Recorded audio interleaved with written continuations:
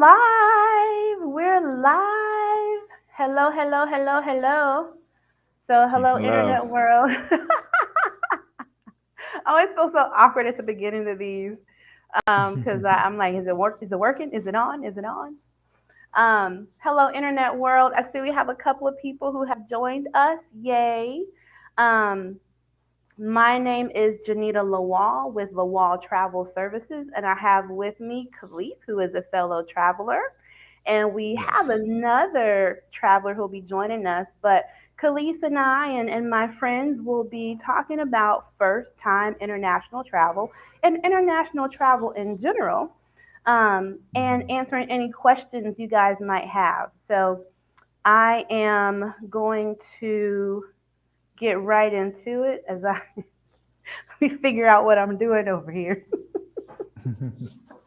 So, Khalif, before we start, they should know about me, but if you don't, everyone, I am again Janita Lawal with Lawal Travel Services. We specialize in couple centric and adults only travel, luxury travel. We specialize, although we do lots of places, Caribbean, parts of the United States, South America, parts of Europe, and parts of Africa. So if you are an adult or you're part of a couple, we can help you. So that's what I do.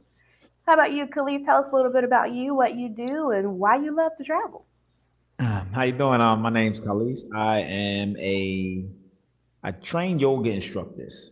So if you wanted to be a yoga teacher, you would come to me. I would train you, and that's how that would work. But I've also have a background in music, so interesting to be a part of this is because I traveled the world doing music. Different places that you mentioned, Africa, Egypt, London, Slovakia, Poland, Ooh, uh, yeah, different places, and I've been also traveled as an adult for leisure, and I actually live abroad, live in Mexico. There's still coast over on this continent, but moved from Philadelphia to Mexico, and yeah, so I'm just a yoga instructor and an investor, nice. and moved the family out the country. Love traveling, had some, think been traveling since a kid. Mom's put us on when we were young. Got on our first flight to Okay. Jamaica. That was my first experience. But yeah, Okay. love to travel. So I'm just here for the experience, here for the conversation. Nice. Look, I already have questions for you. So I think you and we're similar in a few ways. The first, though, is that we started traveling young. Hmm. I would say mine was within the U.S. My mom is retired Army, and Okay. I'm one of those Army brats who never got to live overseas. We did live in Hmm. Hawaii, so woohoo. But we moved around the United States, but not overseas. So my first flight was like when I was 9 years old. How old were you when you took that first international flight? Ooh, how old are you in fifth grade? It's in fifth grade. Was that like 11? Maybe like 11. Yeah, like definitely wasn't 12 yet. Maybe like 11. I think I was in fifth Okay, grade. Yeah, okay, fourth, fifth grade, like around 11 years old. First time traveling, and it was to Jamaica. So nice. first time, my mother remarried a Jamaican. So like his family and stuff were there. We had a house there, so we Okay. traveled and we had a house, and that was fun. That was great and different experience. Saw goats and animals on the road that you wouldn't see in Philadelphia. I'm Right, used to stray cats and dogs. right. First time experiencing money. The Different currency currency. exchanges and Yeah. seeing things like, oh, a bottle of soda costs $20 or $19, but it's currency exchange. So just even wrapping my mind around that as a kid, that's what stood out the most to me. Was those small things, was just the currency in a different culture. Hitchhiking was good then. I don't want to age myself too much, but I'm 39, so you're talking probably 28 years ago. It's still hitchhiking, and so the world was a little bit different Yeah, a little then. bit No different, social right? media. Yeah, we wasn't using our phones. We didn't record it on our phones, but yeah, that was our first experience. That was my first experience. Was That's pretty traveling. cool. That's pretty cool. That's a great first experience.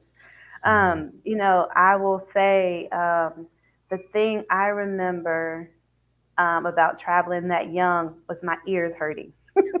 Mm-hmm. I don't know if you, but Mm-hmm. that's like one thing I remember traveling when I was younger is my ears hurting. Um, Mm-hmm. so since you had your first travel experience, I'm just curious, how old were your kids when they had their first international experience? Moving to Mexico this year, and they're Okay. 12 and 11. Oh, so So about prior the to same that, age. yeah, prior to that, they haven't even been on a plane prior to that. So most of our travel was in the States and driving and things of that nature. They've been to Florida and things like that. But this was their first experience. So their first time out the country was a move out the country. But Gotcha. yeah, it's very similar to the same age. Okay. And yeah. Well, cool. Well, awesome. Well, we want to tell the people in the audience all about like our first time travel. So you were younger, your first time international. So you might want to bring in some of your other experiences. Hmm. And your why for travel sounds like because you started young and you just have this love, fostered this love of travel. Of the places that you've been, what would you say is your favorite destination so far? Probably strange to say, but Poland. Poland was probably one of Really? my favorites. Just Yes. the food? No, not even. It was just the experience. So I'm vegan, and I was around. So I'm traveling to Poland. We're probably talking 2012, 13, and I'm on tour doing music, and I really couldn't find any food. Actually, like to be a Mm. vegan in Poland is to be, It's you're in the very meat wrong based. place. Yeah, Yeah, yeah. yeah. So you're in the wrong place. But just the vibe, the way that they received us, the way that the people. Mhm. I mean, I probably saw three black people my entire time in Poland, but never did I feel like I was one of the only black person in the country. Like, you Okay. in America, when you're typically the only black person in the neighborhood, you're a little scared, a little nervous, a little maybe a little nervous, like, oh, what's going on?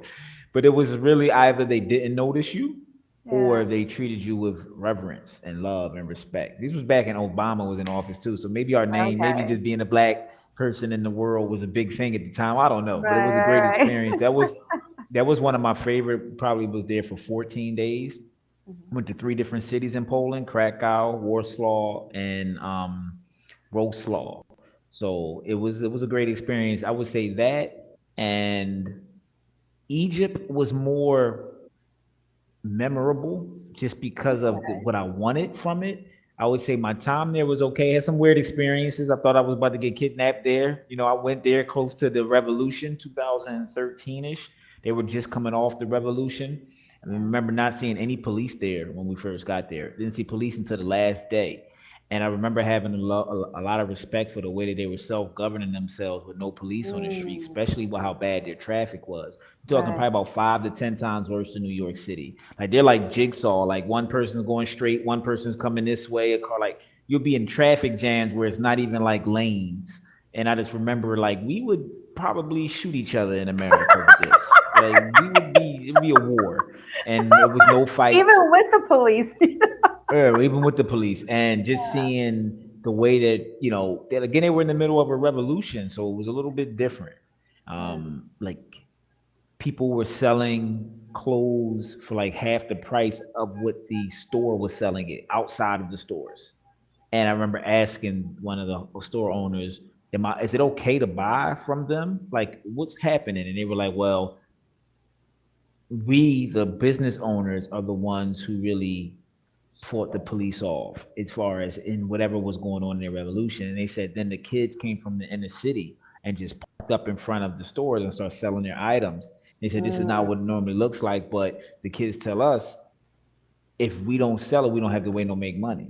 This is how we make right. money. So it was like to even avoid that civil conflict of robberies and whatever would happen and propose, they just accepted it. But the business wasn't doing that well. I don't think that tourism dollars was up because it was in a revolution and it was like war going on.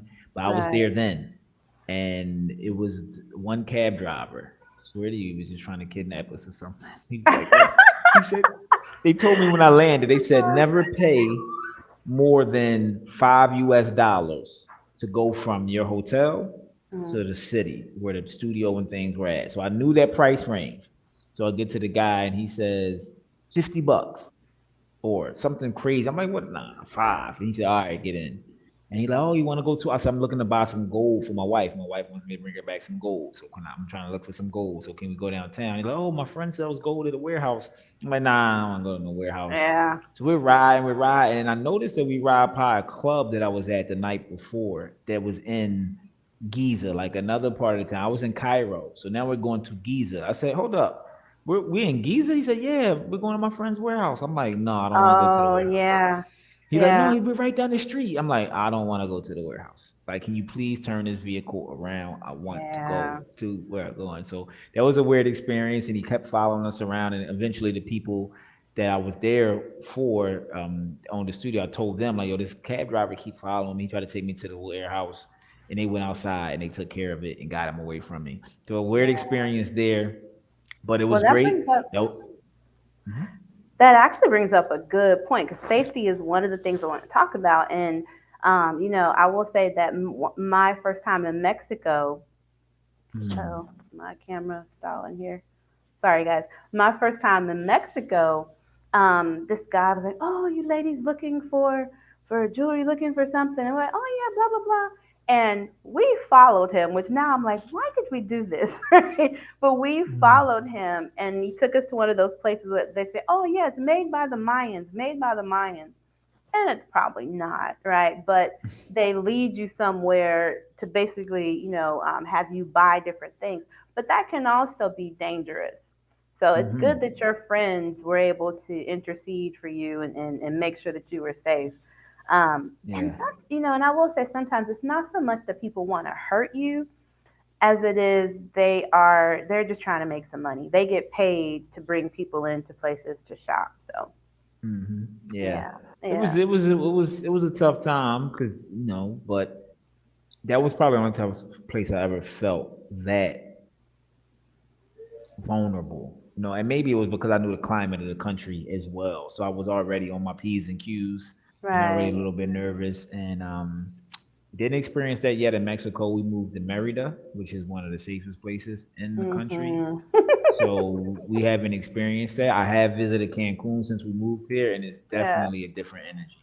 Like the Yeah. Cancun Yeah. energy definitely is like we just went into a whole nother reality.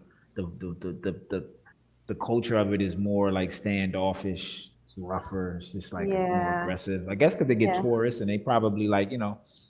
But I love it here. I love it in Yeah. Merida. Yeah. It is different. I know we could talk because we both live here in Mexico. We could go down the rabbit hole on that. But I want to reel it back in and get back to some of these first time questions for people. Um, Mhm. so I will say, so my first time is not a straightforward answer because technically my first time going international was via cruise. So I Mm. went to the Bahamas technically, right? My first time leaving the US was the Bahamas, but my first passport stamp, so my first was to France, was to Paris.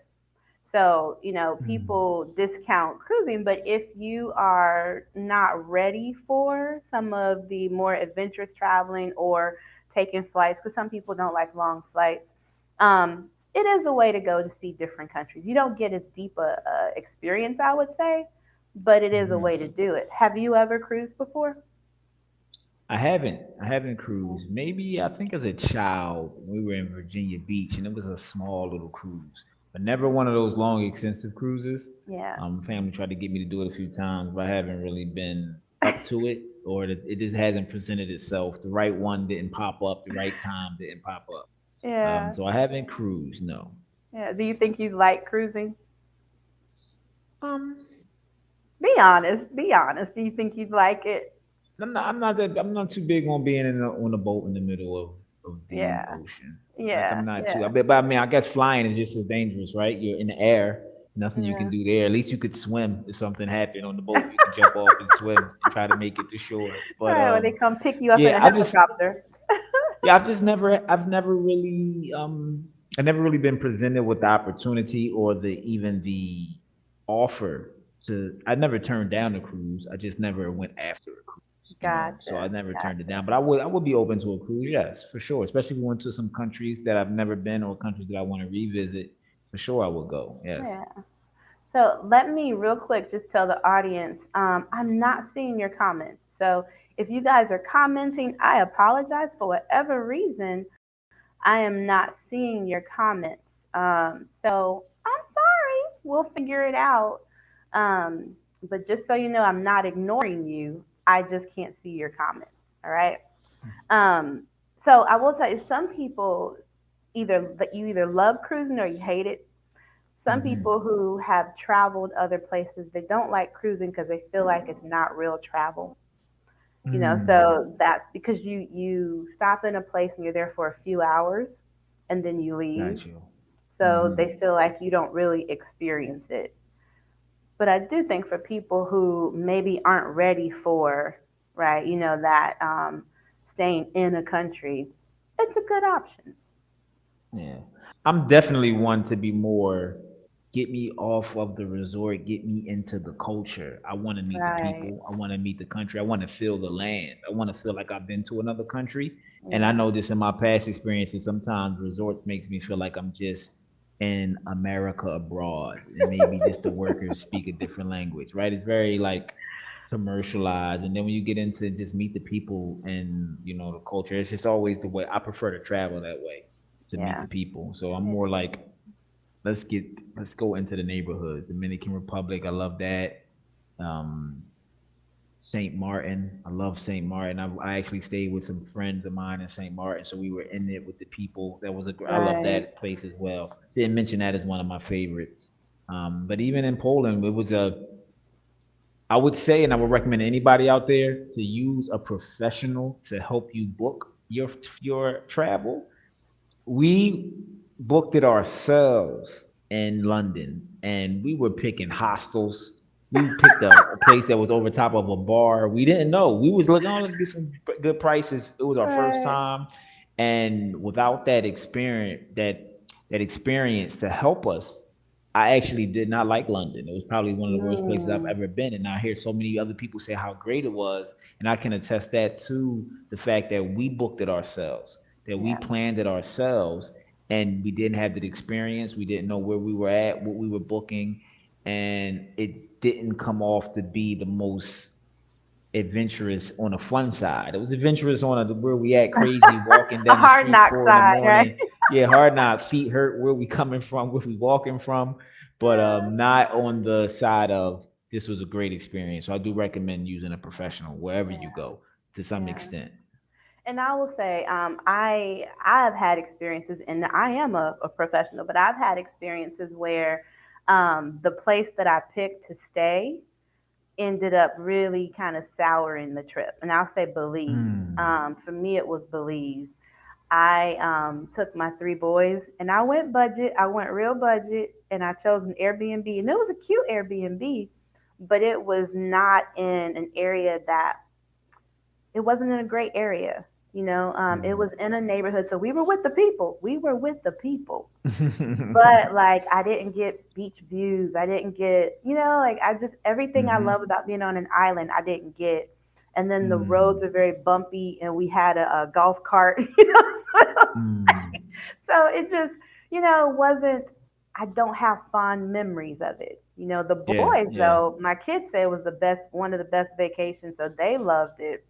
Um, you know, but yeah, I agree with you. Like sometimes where you stay can have a big impact on how much enjoyment you get from that trip. And I yeah. guess that leads to a question, when you think about your first time, like as an adult, your first time going international, what would you say was one of your biggest like rookie mistakes? I would say not planning, like not knowing exactly what we were saying, trying to save so much money. Like, yes, you want a budget. Like you just mentioned the same thing. Yes, you do want a budget. Yes, you do want to make it affordable. But I think that we just went overboard with that. I think that was probably one of my biggest rookie mistakes in doing that because it was a long travel. It was London to Slovakia to Vienna, Austria to Poland. We were just going all over the place and just trying to save because of that, save a lot of money and end up not in some cases, in some towns, not staying in the best place where it was so enjoyable. It was probably my biggest. Probably my biggest rookie mistake there. And just not doing, I say overall, just not researching where you're going. Like, Yeah, especially if you yeah, have special dietary habits and things that you need, if you have any medical issues or things that you might yeah, need, or anything that makes you a unique case in any, not just the normal regular, I can go up anywhere. I think you should do a lot of research on where you're going and find the places that is going to work for you, where you can go eat, where you right, can get some medical attention, where you can get some right, medicine if needed, or whatever the case, just to make you feel still safe and comfortable in that home and get all your needs taken care of. So more right. research. I research extensively where I'm going and what's there, where I'm going to go when I'm there, like planning Yeah, it. So that whole just go on a whim and not know and trying to figure it out in real time, you can lose a lot of time on your yeah, vacation that way. yeah. You can lose a lot of time. Yeah, I will, and just going back to you mentioned rookie mistake and like saving money. One thing I notice people do, especially first timers may do this, is they'll buy like the cheapest plane ticket, but Mm. not realizing you have a 23-hour layover, right? Mm. Mhm. And then like it's taking you 2 days to get somewhere. Um, so have you ever done that where, you misread or didn't understand what that like the connection was going to be? I'm never by accident on purpose at a point in Oh time and yeah, just experiencing that on purpose. And like, I don't want to do that no more. So if it's over 3 or 4 hours, like if it's over 4 hours, I'm not really interested in that layover. yeah, In some yeah, cases, it could be an exorbitant amount of price difference. If it's 1,000 versus 200 with a 5 hour layover, I might just take that 5 hour layover, especially yeah. because it just gives you more money to play with in the place that you're going. You get Right. more opportunity to spend if you can save Yeah, in places. But the 18, 12, 24 hour layovers is not, that's not my vibe. No. yeah. I'm with you. The only time I've done that is on purpose because I want what they call a stopover, right? Like Mm. my first time to Mexico, I purposely chose a flight with a 5-hour layover in Mexico City. And my friend, I researched, right? I researched if you could do it, right? And Mm. someone recommended this Holiday Inn. They said they keep your bags for you. I was like, bet. So my friend and I'm team carry on only. So I drug my friend with me. We took a taxi to that hotel, and it was in the Zocalo, the historic district. We dropped our bags off with the bellman, and we hit the city. We like for 3 hours just walked around Mm. Mexico City, and I was looking for this place to get some mole. But we kept getting lost. So we finally just grabbed some lunch somewhere and headed back to the airport. So of course, we're running through the airport. So I do not recommend, everybody does that. But yeah, if you're going to choose a flight with a long layover like that, make it worth it for you. Yeah. Otherwise, stop trying to save $200 and adding 10 hours to your trip. So, Mm-hmm. um, one thing that a couple of my clients were like, what is going on with this ticket? How does it only take 2 hours to get back from Paris to Chicago?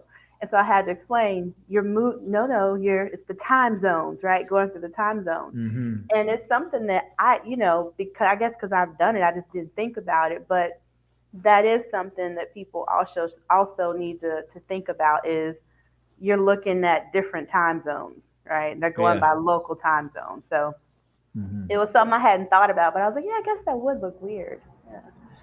You just put me on. I didn't even know you could do that. I mean, that there's been times where I saw like, oh, that would be dope to go to that city, but what I'm gonna do with my bag, what I'm gonna do in that amount of time, and like 6, 7 hour layover, and but oh, I do know somebody, I do got people there, or I do. So knowing that you can find hotels that can hold that, that just Yeah. changed my whole perspective of travel right there. That just Yeah. opened up a whole new door for me. So appreciate that. Appreciate love Talk that. to talk to the bellman, and tip well.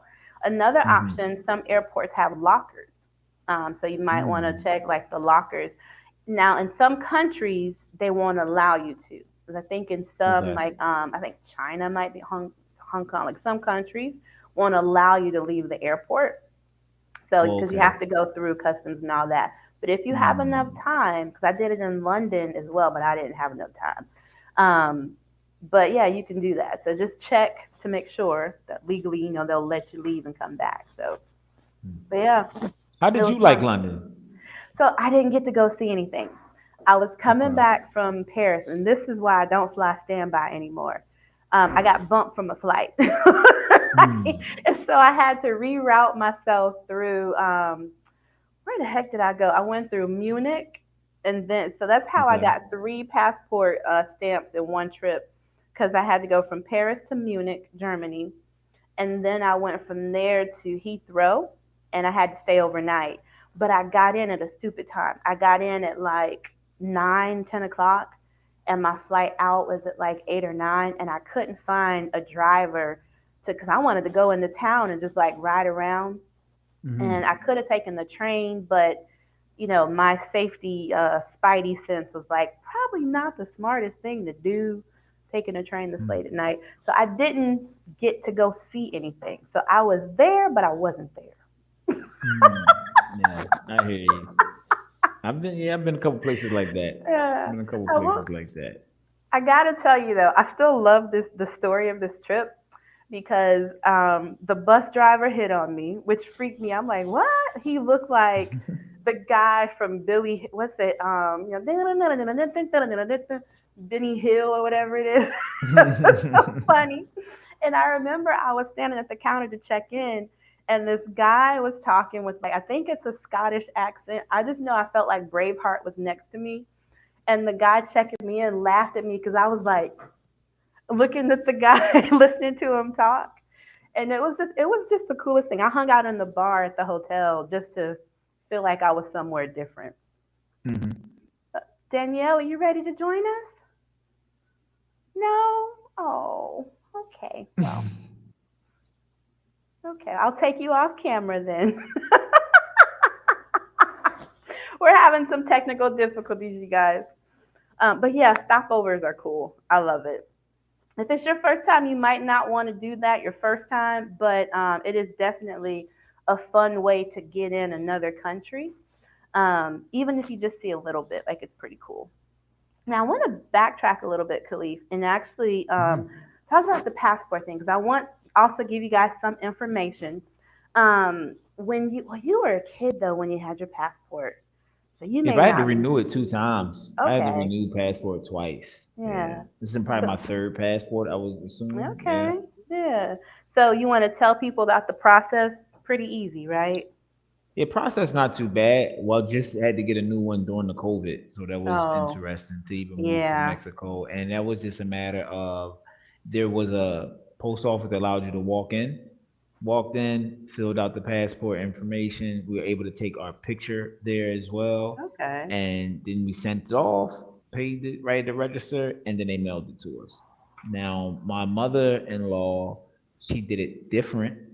She she booked her flight and they recommended that she don't send her passport off because it probably wouldn't get back in time for her flight. Oh, So they yeah. told her to take do that emergency come down. So she actually got an appointment Mhm. to say her flight was on a Wednesday. She got an appointment on a Expedite. Tuesday and she was able to go Tuesday and just get her passport. But I do know if you send off and you already start the process, they can't really do nothing for you in that Right. window. So it's best to be like, okay, I got a flight. I didn't get my passport yet. I'm just not going to get it. And I'm going to wait closer to my flight. You show them your flight plans and things of that nature, and they can help you expedite that. So that's a Yeah. little tidbit of Yeah. information that I'm getting in these new times that helps. But as far as just getting it on a regular basis, just it's very simple, very easy. It's not daunting at all. The services they'll help you if you go to a place where in your city where they actually allow you to register. You can register there. You can get help there. Help with the form. The form is very self-explanatory, so Mhm. it's not that bad at all. But I do say be ahead of it. I wouldn't want to wait Mhm. until last minute. And if you do wait, Exactly. don't get caught up in between. Don't get caught up like I'm booking a flight and I sent my passport off. I hope it comes back. Right. Yeah. Either don't send it or go or be proactive and get it first before you even book a flight. Right. Yeah. So I do have a lot of people who book, but they don't have a passport yet. Right. So one thing is I tell them that name, they got to make sure whatever name they give me is the same name they're going to use on that passport application. Mm-hmm. Because if the name on the passport and the name on the ticket don't match, you ain't going nowhere.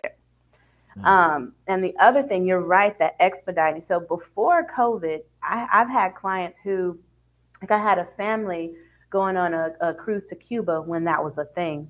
And there was some issue with the passport, and they were able to go to Atlanta, get it handled, Mm-hmm. and I have pictures of them on their cruise, right? I also had people who during the pandemic tried to expedite, and it still didn't get to them on time. So this pandemic has kind of messed up those timelines. So you're right. Like apply for it as soon as you can, so that it Mm-hmm. does not mess up your travel plans. I've had someone had to cancel on her girls trip to Jamaica because she did not get her passport in time. Mm-hmm. So yeah, Yeah. It's it and one sucks. other thing I just know that they'll send you your passport. We got our birth certificate after. So no panic there. It was just like the passports Yeah. came and then the birth certificate came a couple weeks later. They sent that. We actually got our birth certificate after we were already living in Mexico. And Okay. then our family came, when they came to visit, they brought it down with them. Yeah. Yeah. It's the government. Mm-hmm. It takes them some time. Yeah, Mm-hmm. and a couple other things to note about the passport. So when you travel, it's recommended that your passport expiration date is at least 6 months past your entry date for that country. Right. So if you're Mm-hmm. going to Mexico January 1, your passport needs to be good at least through July 1, something like that. I had a couple going to the Maldives, and they were right on the line. Like the guy's passport was like right on the line. So, and of course, like that's not the rule for every country. It's a recommendation, because if something happens and you get stuck, like you don't want to have an issue where your passport is expired. So that's a recommendation. Not all countries have that hard and fast 6 month rule. Um, Other thing to note is you want to have at least 2 pages blank. For a lot of countries, they ask that you have 2 blank pages in your passport. So for someone like Khalief, have you ever filled up your passport? I think the one before this was pretty full. It wasn't Okay. completely full where I like, oh, I need a new one to go somewhere else. Yeah. But it was close to full and then it expired. And do they let you keep your expired one, or you have to turn that into? I believe I turned I that in. forget. Yeah, I Yeah, believe I that always, turned it in. yeah. Because if I'm not mistaken, they don't let you keep it. Yeah, I Um, believe I turned that in, yes. yeah, yeah. Well, cool. So I want to, speaking of the passport, when you travel, now I'm one who, when I am walking around, like if I'm hanging out in Jamaica, I don't take my passport with me. I actually lock mine up, and I'm like double secure because I have a safe bag, and I use the safe, because the thing is, make it as hard as possible for somebody to get your stuff, right? Hmm. And I'll keep an electronic copy of my passport, like in my phone. Plus, I have it saved, and someone has access to it. How do you, keep your documents safe when you travel, if you Yeah, I want to think share? yeah, all I would typically use the safe at a hotel. If I'm at an Airbnb, I'm hiding it somewhere. Like I'm hiding it almost like I gotta remember where I put this. But Right. I've never wanted to travel with it. Some things Yeah. have changed when we came here to Mexico. I didn't have my residency right away. And I was looking to do the 6 months, but I heard they were pulling people over, and if you didn't have your passport, they were taking you down, detaining you because of like an immigration crisis with Haiti Yeah. and different Yeah. things like that. So I started carrying my passport on my person here until I got my temporary residency. Yeah. Now I just carry my residency card. But yeah, I was always one to either hotel safe. Right. Um, if I'm in an Airbnb, I hide it. I would hide that, like put Yeah. it somewhere where it's like it's going to be hard for them to get that. But yeah, I typically don't carry it just for the fact that I could lose it. I don't know if someone Exactly. Yeah. anything And can if, happen. We don't know where you at. You can get stuck up, robbed, or something. And hmm passports passports is very high end Yeah. in these some countries. Yeah, and They look, and handle a U.S. they passport. can take my car. They could take my my bank card because I could turn that off. But a passport, they take my passport. Hmm. That's a bigger deal. So I'm with you. Yeah. I leave that. And like I said, I keep an electronic copy, so at least at the very least, I can say it's me, and give me some time to get it. But the other thing I wanted to backtrack on, we were talking about flights. And I know for me, my first time traveling to France, the airport is a lot different than the U.S. Right? Mm. Like your experience in foreign airports. For me, it made me realize how much more accommodating other places are for other Hmm. languages. Right? Hmm. What was your experience like experiencing other airports? Twofold, twofold. For one, I missed a few flights. Missed a few flights. Was it I Mexico mentioned City? Was maybe it Mexico no. City? I may have missed Austria to Poland, and I just remember, or maybe it was London to Austria. Maybe it was London. One of them. I remember the fees was Mm, ridiculous. Like it was like more than my flight the mm. original flight. Like to get a new flight was so it was so high. It was so expensive. I don't know if I've ever missed a flight in the States, but typically I think they get you on another flight. Like if you're running late. It's This was different. Yeah, yeah, yeah, it was yeah. different over there. So I had to pay that. Then I would say a couple other places. It was nice, I don't know if it's a subconscious thing of just wanting to experience things better and more open to what's happening around you when you're in another country. So you're noticing the customer service, you're noticing what's in the airport. Typically, when I'm in the States, I'm in and out of airport. I'm not even really trying to enjoy. But I did look at notice it was more like felt like it was more things in the foreign Mm-hmm, airports. Maybe not. mm-hmm. Maybe it was just me just aware of like what's going on around me and wanting to be Yeah, there and wanting to see yeah, things and wanting to eat. But yeah, my main thing I don't know was missing a flight in another country. yeah, Cost flying from country because I wasn't coming back to the U.S. I was going from country to country over in yeah, Europe, and it yeah, was expensive to get a new yeah, flight. Real yeah. expensive. Before I comment, just want to reset the room. For those who are on here, I can't see your comments. I'm sorry, it's technology. But just know that I'll come back afterwards and respond to comments. We're talking about first time international travel and really just international travel in general because we're travelers and that's what we love to talk about. Khalif, I agree with you. A couple of things that I noticed. One, customer service is different. Mm. Customer service is different, especially like certain airports in the U.S. coming back. It's like, yeah, I'm back in the U.S. Woo, because it's different. And secondly, I think like some airports are foreign airports are fabulous. And then to come back to LaGuardia, I was like, what is this? Because the airport in Munich, OMG, and I flew who was that?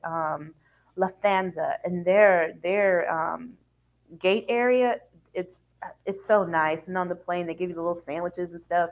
Um, but the Munich airport had like sleeping pods, and it had a little Wow. library. I was like, I could, what's that movie with, I think it's Tom Hanks, and he had to stay in the airport. I was like, here I could do that. Like Munich airport, I could stay here for a month. I could let me go through the library, read all the books. Um, but yeah, I will say I noticed the difference in the airports and like the language thing. Even in London, there was more accommodation for other languages, right, than in the United States. In the U.S., stuff Hmm. is mostly announced in English, right? You might in some cities you'll hear announcements in Spanish, right? But when I was in, I think it was Paris, they announced in French, Spanish, and I want to say um, a dialect of Chinese, right? Um, Mm. but there were different languages, even the signs, And I remember in South Africa, sign language was everywhere on the sign language. Mm. And I don't know why I'm doing this. I'm not signing anything. Um, but yeah, it's just so those are just some of the things I noticed going through airports. But if it's your first time and you don't speak whatever the destination language is, it can be intimidating going through those airports. And so I would Especially the say, hecklers, especially like oh, the people trying to sell you things. That's enough. Like Cancun. some of those European countries is different. Like they just travel, but when you go to a country that's like their whole GDP is based off of Yeah. their tourism. I mean, you get Hmm. off the plane and it's just like you walk. Soon as you walk outside, Yeah. and they my friend, and they try to get you, Yeah. and it's just like they see you as just dollars. So that can be sometimes overwhelming, especially if you're Yeah. not there for that. You're having a good time. It's hard to even be able to get your feet on the ground and make a firm decision because you have so Yeah. many people pulling at you. That's why I think it's real important to plan and to know how you get into your hotel, know what you're doing, knowing if you're renting a Hmm. car, know from where, instead of having everyone trying to sell you rental cars and Right. they're trying to tell you, oh, this person, and it's just overwhelming. Cancun Yeah. was my most recent experience with that. Like flying into Going Cancun through. instead of Yeah. Merida. It was just like you Yeah. walk out that Cancun airport and it's just They hundreds of come people right just at you. Yeah. so Yeah. you should definitely be prepared for that. If you're traveling with Mm. little children, it could be overwhelming Mm. for them. Like even just not little, but this 10-year-olds, 12-year-olds, they're just Yeah. not used to that. And that can be overwhelming. So I definitely would be prepared for that. Yeah, I agree. So I'll back up a little bit and say, even with connections, it can be intimidating navigating through foreign airports. Mexico City, I was joking earlier, but it's one that I still have to check myself because they have Mhm. like the way their terminals, because um, there's a terminal two in both domestic and international, right? And so if you're coming from the states, you're in the international. But if you're going on to Mazatlan, you got to make your way to the domestic, right? And so it's Mhm. very easy to get confused. And so sometimes, like for first timers, if you can get a nonstop to wherever you're going, that might be the best thing to do your first time, just so you don't have that Yeah. additional issue of navigating in a foreign airport, especially if you have a really close connection. So, Mhm. because it can be intimidating. Speaking of language, the places where you've been, how much of the language did you really have to know? Well, I don't speak any other language but English. And you So, survived, yay! and I survived. So, yeah, I would say that everywhere I've been, I've come across other English speakers. Most of the countries I've been in, I either had a host that spoke English or it was an English speaking country as well. Some that aren't. Maybe Mexico being here is probably the least amount of English, and I'm learning Spanish, but it's easy to get by. I'm not in the fast paced part, so people are patient with you. I Right. mean, some things you learn the basics, but Yeah. it's never really been that bad where I felt like a fish out of water.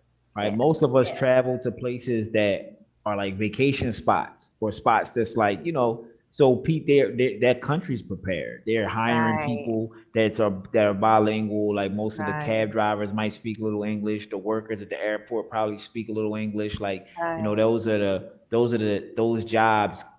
It's easier to get probably if you're bilingual. I'm assuming Yeah. because I've typically run across that where Yeah. I've come across. It's never been that bad. Yeah. Yeah. I've been able to. Yeah, I've never felt I don't know what I'm doing here because I speak Right. English and I don't feel Right. comfortable here. Like so, that's Yeah. never really been a problem. Yeah, I will say I agree. I went to my first time was in Paris, right?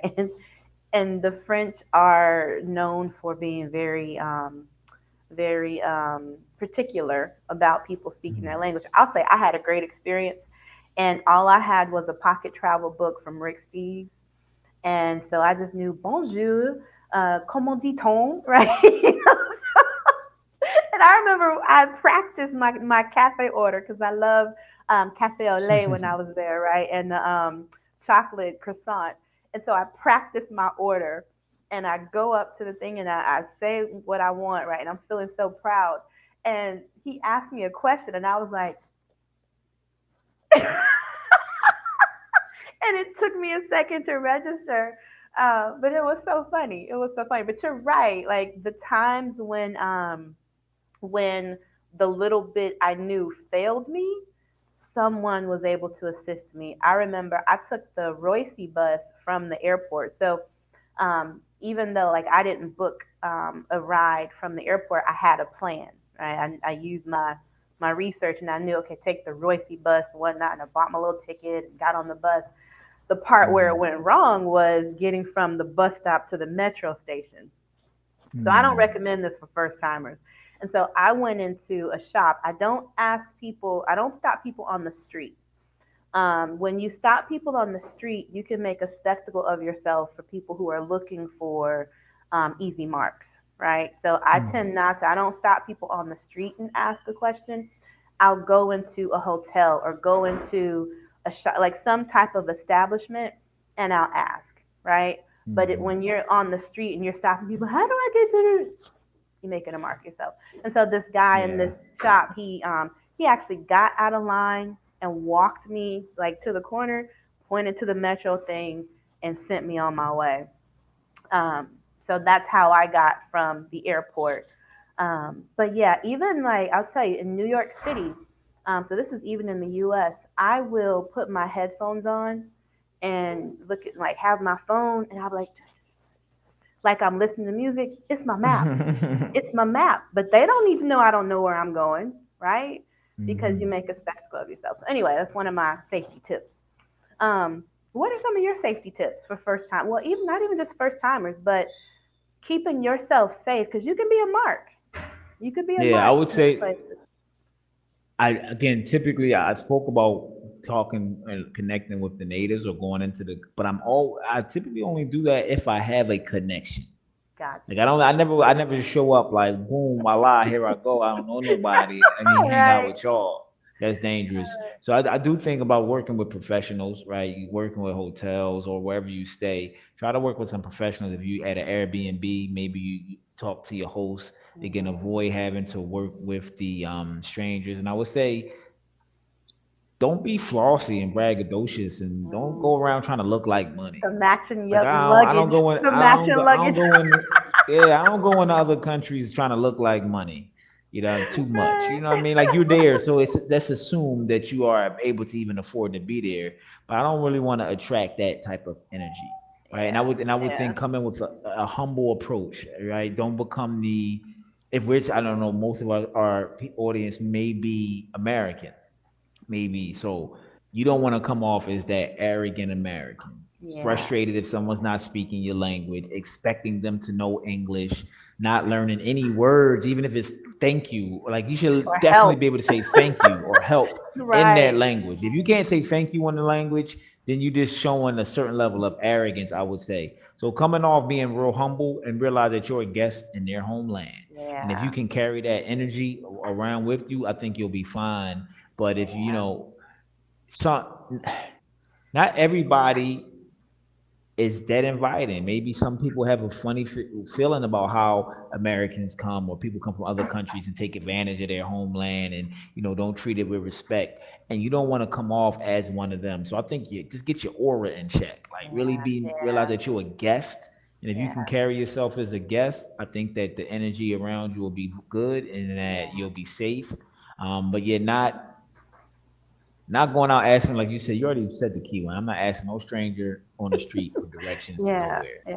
And they send me to Yeah. a back alley somewhere, right? So Yeah. you Yeah. want to be on that. And if you travel with family, then keep the kids safe. Don't have the kids roaming around. I don't leave the kids sitting in the house or the hotel or the Airbnb by themselves when I'm in other Yeah. countries. Yeah. I don't do that. Yeah. And the other thing, so a lot of places that I've traveled, the crime that you need to be most aware of is petty theft, right? It's pickpocket. Hmm. And so I would say, you want to make it as hard for people to choose you as you can, right? And so something as simple, ladies, as using a safety pin to kind of hook the zipper of your purse, right?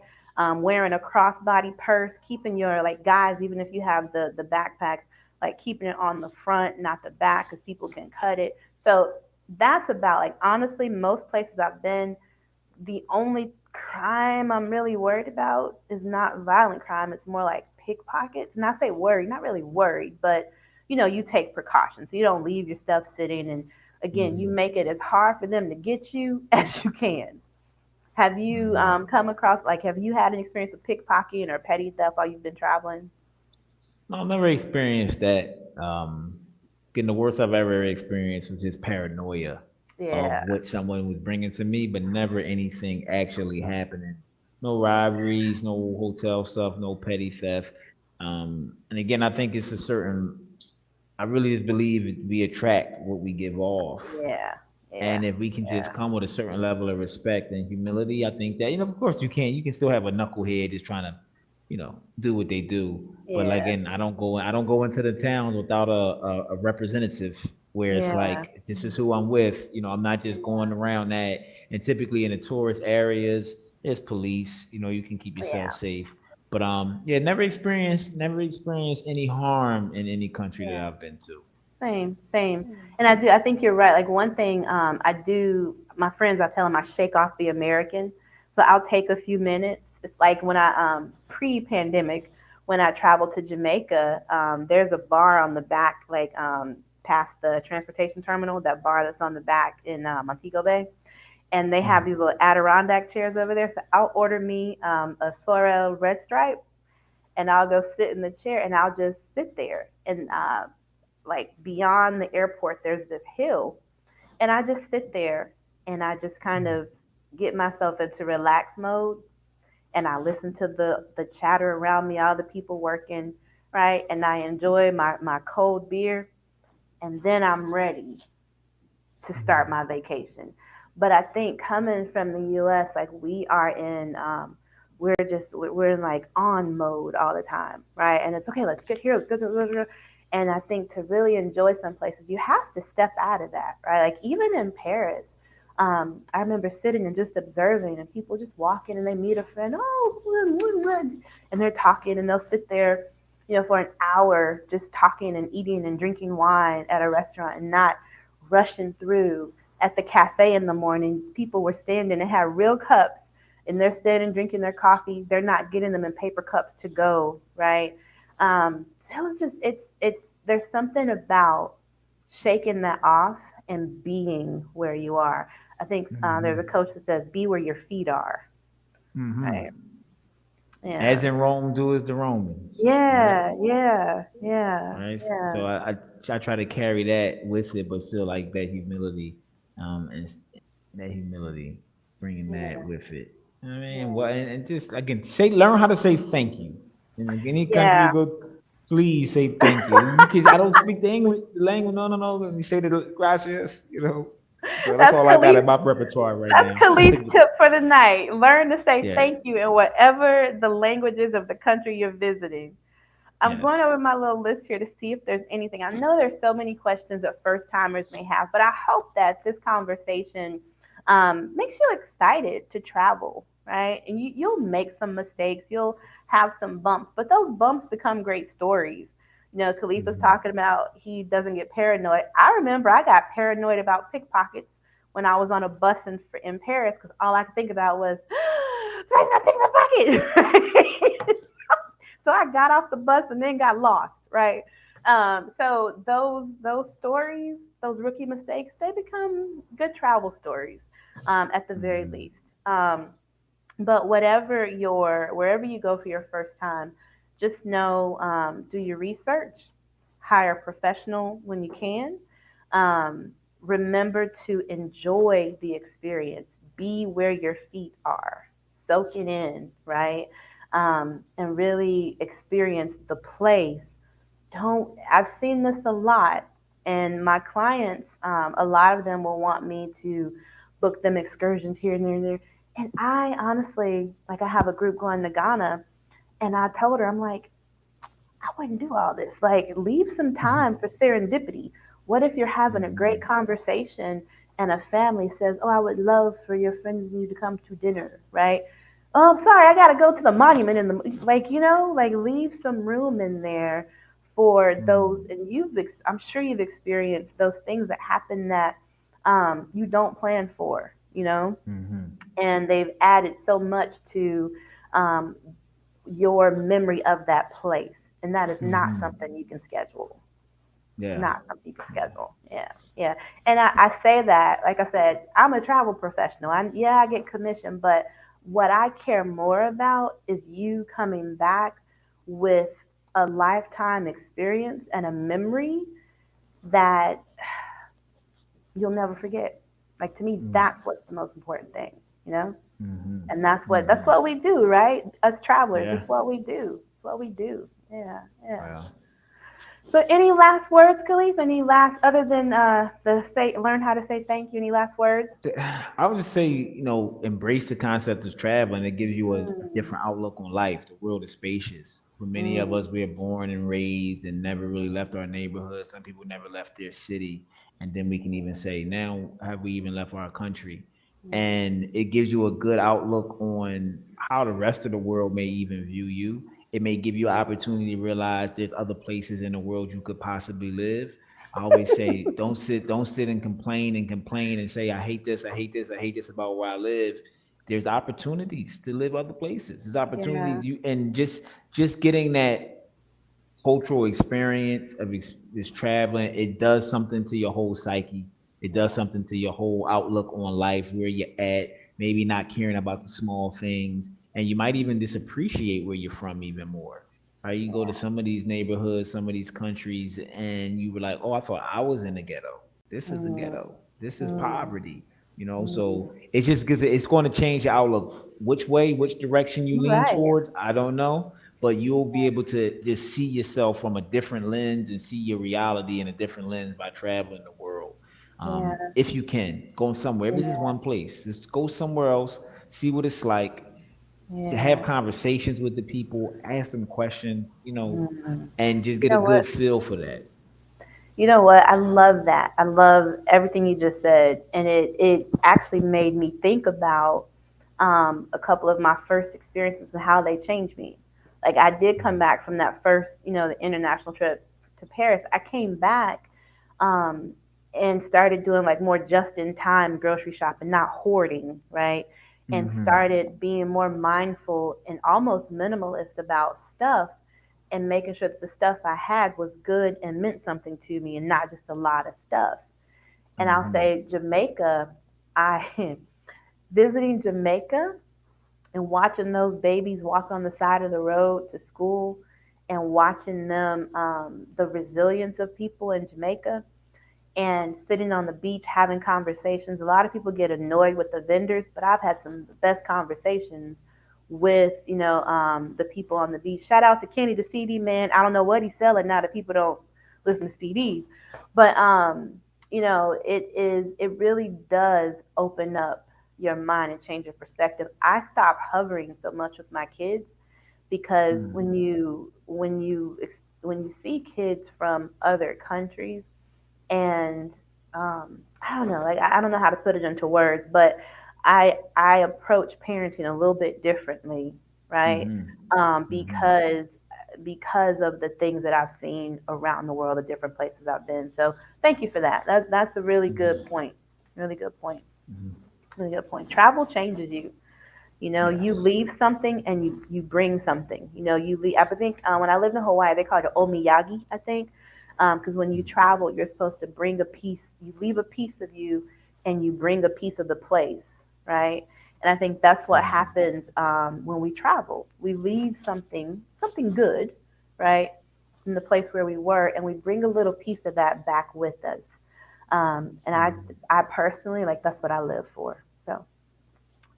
It has been a Awesome. wonderful conversation, Khalees. Thank you so Yes, much for thank you. joining me. Yeah, I'm glad I Um, was able to join you. I'm glad. now I want to meet for coffee. We can talk some more. For sure. Hey, are you in Merida? I am. I am. Okay, awesome. Yeah, for sure. We're right in Concal. We're right outside the Perry Okay. Ferry Cove. Yep. Okay. I'm in Yep. Francisco de Montejo. So yeah, we'll have to link up and go have coffee and talk all things travel and kind of compare notes Awesome. about here in Merida. And Danielle, thank you for trying to join. I don't know what happened. So sorry. And for everyone who joined us on Facebook and on YouTube, thank you so much. I'm gonna go back and read the comments. Again, y'all have a little patience with me. I'm learning this technology stuff, but we're gonna get it right. Hope this conversation was useful for you. This is Janita with Lawal Travel and Khalief with what's your company name? Yoga Chitta. Yoga Chitta. And we are saying goodbye. Peace. Much love.